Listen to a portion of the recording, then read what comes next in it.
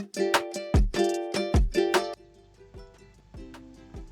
this video, we will answer these questions.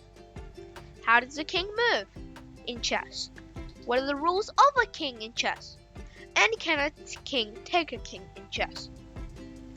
Please make sure you watch the previous videos on chess before this one, because you'll learn many more concepts in chess which will turn you from zero to hero.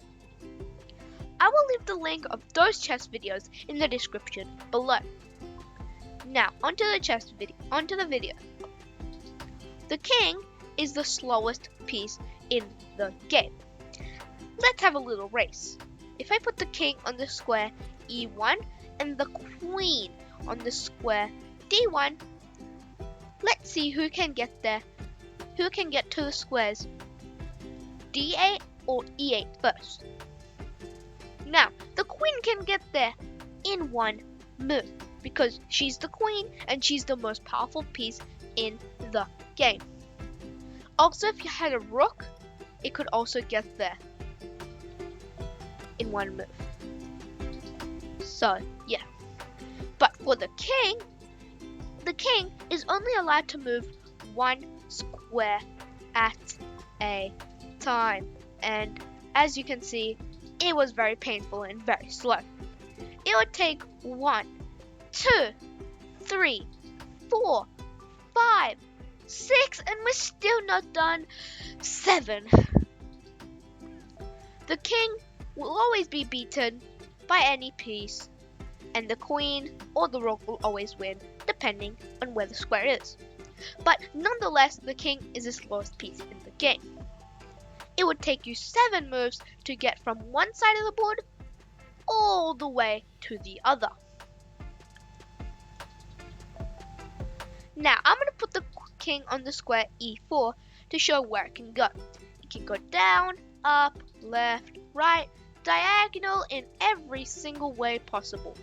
But it can only go there one square at a time. So if I wanted to go to the square G6, it would take me 2 moves because it's 2 squares diagonally across. And if I wanted to go to the square F2, it would take me 2 squares or 2 turns to get there. It could also take me 3 turns if I went 1, 2 turn, but you get the idea.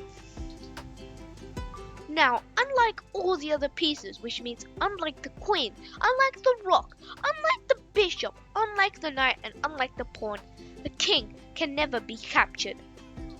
But the king can be the hunter and capture some pieces. Can the king capture the piece or the rook on F5? Yes, it can, because like I said, it can go one square in every direction possible. If I put that again, you can see that the rook is on one of the squares the king can go to. Now, what if I put the bishop, black bishop on the square D4? Let's bring up that chart again.